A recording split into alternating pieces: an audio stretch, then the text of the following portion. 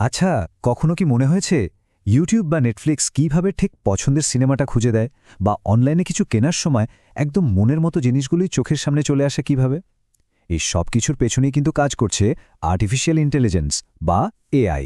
এটা এমন একটা প্রযুক্তি যা শুধু আমাদের জীবনকেই সহজ করছে না, আমাদের কাজ করার, ভাবার ধরনটাও কিন্তু একদম বদলে দিচ্ছে। চলুন আজ এই জাদুর পেছনের রহস্যটা একটু খোলাসা করা যাক। তো আজকের এই আলোচনায় আমরা ঠিক কি জানব? প্রথমে আমরা বোঝার চেষ্টা করব এই যে এত কথা হচ্ছে সে কৃত্রিম বুদ্ধিমত্তা জিনিসটা আসলে কি। তারপর আমরা একটু ভেতরে যাব, দেখব একটা মেশিন ঠিক কিভাবে চিন্তা করতে শেখে। এরপর আমরা মেশিন লার্নিংয়ের দুনিয়াটা ঘুরে দেখব আর বুঝব আমাদের প্রতিদিনের জীবনে এআই কোথায় কোথায় লুকিয়ে আছে। আর সবশেষে এর ভালো আর মন্দ দুটো দিক নিয়েই কথা বলবো। তাহলে চলুন একদম গোড়া থেকে শুরু করা যাক। যখনই আর্টিফিশিয়াল ইন্টেলিজেন্স বা এআই শব্দটা কানে আসে, আমাদের মাথায় সঙ্গে সঙ্গে সায়েন্স ফিকশন সিনেমার রোবটের ছবি ভেসে ওঠে, তাই না? কিন্তু সিনেমার জগৎ থেকে বেরিয়ে এসে বাস্তবের মানেটা আসলে কি? ভাবতে অবাক লাগে, এই একটা সহজ প্রশ্ন থেকেই কিন্তু পুরো আর্টিফিশিয়াল ইন্টেলিজেন্সের দুনিয়াটা তৈরি হয়েছে। মানে একটা যন্ত্র কি সত্যিই মানুষের মতো করে ভাবতে পারে, যুক্তি দিয়ে কোনো সিদ্ধান্ত নিতে পারে? এই অসাধারণ কৌতূহল থেকেই কিন্তু এআইয়ের এই লম্বা যাত্রার শুরু। মানে খুব সহজ করে বললে, এআইয়ের মূল লক্ষ্যটাই হলো এমন একটা কম্পিউটার সিস্টেম বা মেশিন তৈরি করা যার মানুষের মতো বুদ্ধি আর চিন্তাভাবনা করার ক্ষমতা থাকবে। সোজা কথায়, যন্ত্রকে দিয়ে মানুষের মতো বুদ্ধির কাজ করানো। এর ইতিহাস কিন্তু বেশ পুরনো।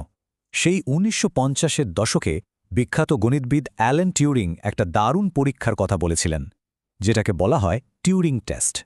আইডিয়াটা ছিল, যদি একটা মানুষের সাথে কথা বলে তাকে এটা বিশ্বাস করাতে পারে যে সেও একজন মানুষ, তবেই তাকে বুদ্ধিমান বলা যাবে।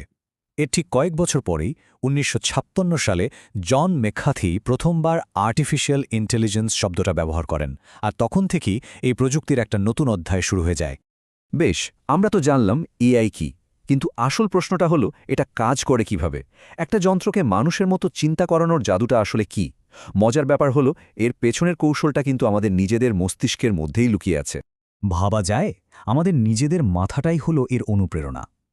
মানুষের ব্রেনে যেমন প্রায় ১০০ বিলিয়ন নিউরন একে অপরের সাথে কানেক্টেড থেকে একটা বিশাল নেটওয়ার্ক তৈরি করে, ঠিক সেই আইডিয়াটাই কপি করে মেশিনের জন্য একটা কৃত্রিম নেটওয়ার্ক বানানো হয়েছে। এই কৃত্রিম ব্রেইনের গঠনটা কিন্তু বেশ ইন্টারেস্টিং। ব্যাপারটা অনেকটা একটা ডেটার জার্নির মতো। প্রথমে ডেটাগুলো ইনপুট লেয়ার দিয়ে ভেতরে ঢুকে। মাঝের যে হিডেন লেয়ার আছে, সেখানেই আসল প্রসেসিংটা হয়। ডেটাগুলোকে বিশ্লেষণ করে বিভিন্ন প্যাটার্ন খুঁজে বের করা হয়। আর সবশেষে আউটপুট লেয়ার সেই বিশ্লেষণ থেকে একটা ফাইনাল রেজাল্ট বা সিদ্ধান্ত দেয়।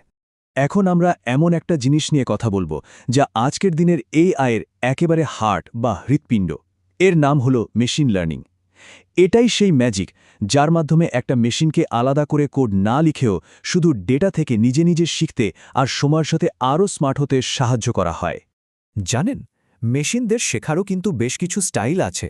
মূলত ৩টে প্রধান উপায়ে এরা শেখে: সুপারভাইজড, আনসুপারভাইজড আর রিইনফোর্সমেন্ট লার্নিং। চলুন খুব সংক্ষেপে দেখে নিই এই তিনটার মধ্যে পার্থক্যটা কোথায়। ধরুন সুপারভাইজড লার্নিং। এখানে মেশিনকে অনেকটা একজন ছাত্রের মতো শেখানো হয়, যার কাছে প্রশ্ন আর উত্তর দুটোই দেওয়া আছে। মেশিন ডেটার লেভেল বা সঠিক উত্তরগুলো দেখে দেখে শেখে। আর আনসুপারভাইজড লার্নিং হলো ঠিক তার উল্টো।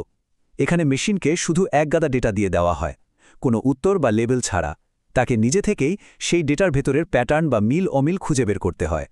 আর ৩ নম্বরটা হলো রিইনফোর্সমেন্ট লার্নিং। এটা হলো একেবারে হাতে কলমে শেখা, মানে ঠেকে শেখা। ঠিক যেমন আমরা প্রথমবার সাইকেল চালাতে গিয়ে বারবার পড়ে যাই, আবার উঠি, ভুল থেকে শিখি। এটাও ঠিক সেরকম। এখানে মেশিন পরীক্ষা নিরীক্ষা করে প্রতিটি সঠিক কাজের জন্য পয়েন্ট পায় আর ভুলের জন্য শেখে। একটা ভালো মেশিন লার্নিং মডেল বানানো কিন্তু অনেকটা একটা রেসিপি ফলো করার মতো। বেশ কয়েকটা ধাপে কাজটা করতে হয়। শুরুটা হয় প্রচুর ডেটা জোগাড় করার মাধ্যমে। এরপর সেই ডেটাকে পরিষ্কার করে গুছিয়ে ট্রেনিংয়ের জন্য তৈরি করা হয়। ৩ নম্বর ধাপে কাজের ধরন অনুযায়ী সঠিক মডেল বেছে নিতে হয়। এরপর শুরু হয় আসল ট্রেনিং পর্ব, যেখানে মডেল ডেটা থেকে প্যাটার্ন শেখে। ট্রেনিং শেষে মডেলটা কেমন কাজ করছে তা পরীক্ষা করা হয় এবং ফাইনাল প্রেডিকশন দেওয়ার জন্য তাকে তৈরি করা হয়। এতক্ষণ তো অনেক থিওরি নিয়ে কথা হলো। মনে হতে পারে এসব হয়তো ভবিষ্যতের কোনো গল্প, কিন্তু একদমই না। এআই কিন্তু অলরেডি আমাদের সবার জীবনের একটা গুরুত্বপূর্ণ অংশ হয়ে গেছে। চলুন দেখি আমাদের চারপাশে এর কিছু দারুণ উদাহরণ। একটু ভাবুন তো, নেটফ্লিক্স কিভাবে জানে এরপর কোন সিনেমাটা দেখতে ভালো লাগবে, বা ফোনের সিরি, অ্যালেক্সা কিভাবে আমাদের কথা শোনে আর উত্তর দেয়। এই সব কিছুর পেছনেই কিন্তু এআই আছে। শুধু বিনোদনই নয়, সেলফ ড্রাইভিং গাড়ি থেকে শুরু করে হসপিটালে রোগ নির্ণয় পর্যন্ত প্রায় সব জায়গাতেই এর ব্যবহার বাড়ছে। এআই এর ক্ষমতা যে ঠিক কতটা হতে পারে তার একটা ক্লাসিক উদাহরণ হল আইবিএমের ডিপ ব্লু। সোচি, একটা কম্পিউটার, সেই কম্পিউটার তৎকালীন বিশ্ব দাবা চ্যাম্পিয়ন গ্যারি কাসপারভকে হারিয়ে দিয়েছিল। এই ঘটনাটা পুরো বিশ্বকে নাড়িয়ে দেয়, আর প্রথমবারের মতো এটা প্রমাণ করে যে কিছু জটিল কাজে একটা মেশিন মানুষের বুদ্ধিমত্তাকেও চ্যালেঞ্জ জানাতে পারে। দেখুন, যে কোনো শক্তিশালী প্রযুক্তির মতোই আর্টিফিশিয়াল ইন্টেলিজেন্সেরও কিন্তু দুটো দিক আছে, একটা আলোর দিক আর একটা আধারের। চলুন এবার একটা ব্যালেন্সড ভিউ থেকে এর সুবিধা আর অসুবিধাগুলো একটু দেখে নেওয়া যাক। এখানে আমরা এআইয়ের দুটো চেহারা দেখতে পাচ্ছি। একদিকে এটা কঠিন আর বিপজ্জনক কাজগুলো, যেমন ধরুন খনিতে অনুসন্ধান, সেগুলো মানুষের চেয়ে অনেক ভালোভাবে করতে পারে আর মানুষের ভুল করার সম্ভাবনাও কমিয়ে দেয়। কিন্তু অন্যদিকে একটা বড় ভয় হলো এর কারণে হয়তো অনেক মানুষ চাকরি হারাবে। তাছাড়া এই শক্তিশালী প্রযুক্তির অপব্যবহারের ঝুঁকি তো থাকছেই, আর একটা আশঙ্কাও আছে যে এটা হয়তো আমাদের মানুষের সহজাত ক্রিয়েটিভিটি বা সৃজনশীলতাকে কমিয়ে দেবে। আর এই পুরো আলোচনাটা আমাদের একটা খুবই জরুরি প্রশ্নের সামনে এনে দাঁড় করায়। আর্টিফিশিয়াল ইন্টেলিজেন্স যেভাবে দিন দিন আরও উন্নত হচ্ছে, তাতে কি এমন কোনো দিন আসবে যখন একটা মেশিন মানুষের সৃজনশীলতাকেও ছাড়িয়ে যাবে? উত্তরটা হয়তো সময়ই বলে দেবে।